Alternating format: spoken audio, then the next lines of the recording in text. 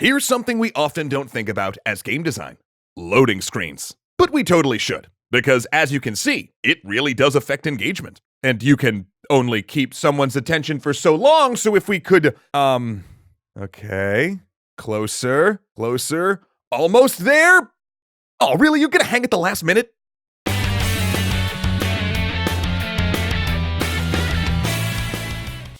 As we finish loading, please give a warm welcome back to Kayla, doing guest art for this episode. Thanks again, Kayla. A lot of effort goes into eliminating loading screens, but the reality is, they'll probably always be with us. Sure, developers have managed to cut down load times tremendously since the PS1 era, but loading screens are still frequent and often still long. Hey, Nintendo Switch. Oh, we still love you.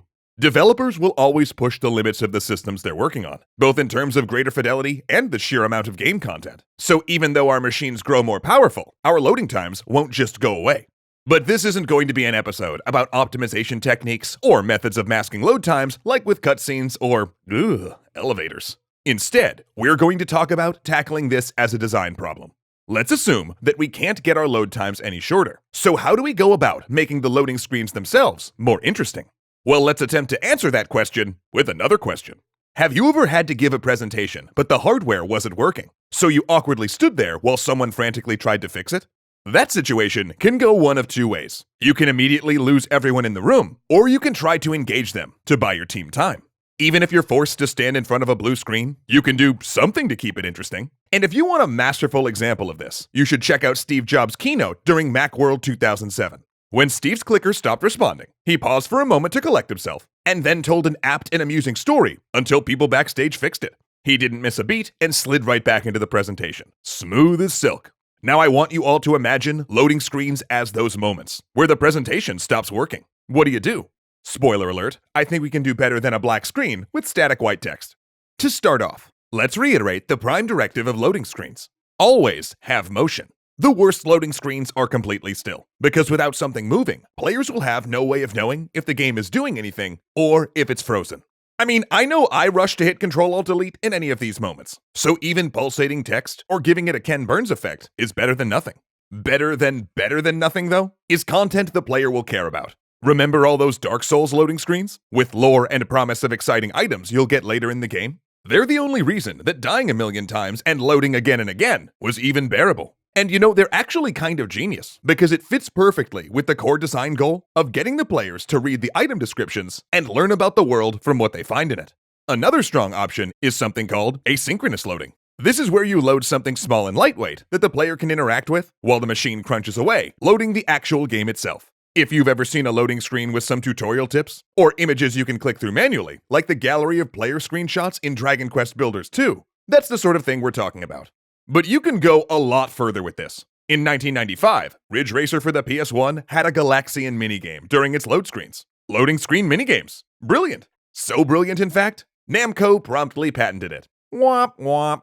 Granted, this patent has expired by now and was never renewed, but we're still waiting to see this loading screen minigame idea catch on.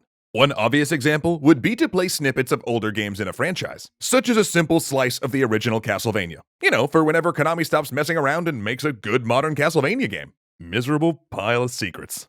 And these don't even have to be exact emulations, rather small approximations, like a tiny endless runner instead of a full 2D Mario game. Of course, one of the risks here is players discovering that the minigame is actually better than the full game. But of course, in that scenario, at least you have a spin-off on your hands. Another fun workaround here could be including small slices of the main game in a minigame format. Some great examples of this are Bayonetta's combo practice screen or the Sims 3 hidden object screens. It'd be great to see this kind of thing used more often. And while those are all fantastic uses of loading times, one problem you might run into is when the loading screen ends before you have time to finish reading. Dang it.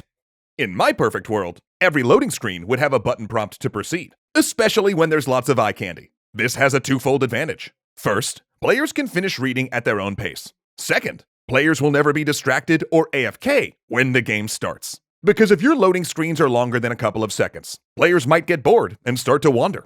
And nobody wants to tab back into your game just to find they've missed something important or are already dead.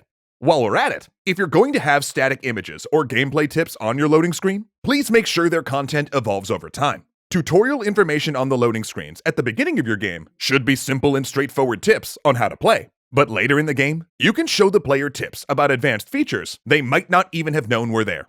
And you can even utilize this to provide narrative or help immerse players into your world. For instance, just look at how Spec Ops: The Line did it, because for evolving loading screens, you don't get much more engaging than that. However, please be sure to never put spoilers in the loading screens themselves. Of course, these tips won't always work for things like online or competitive games, but these cases are an opportunity to do something like Fortnite does, where all the players can jump around in a controlled environment while the game proper loads.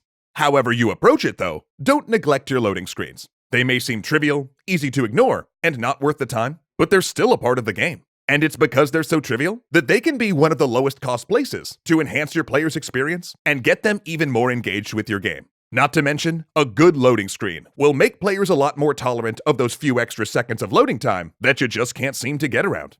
Now, if only we could do the same thing for these 1 week load times between extra credits episodes. Because not a lot to do in this void with just a lectern. Oh, actually, leave what you think would make an awesome EC loading screen in the comments below. Because reading your ideas will seriously help me and Zoe pass the time.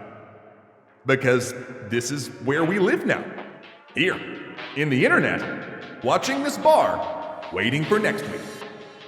You want to play Magic or something?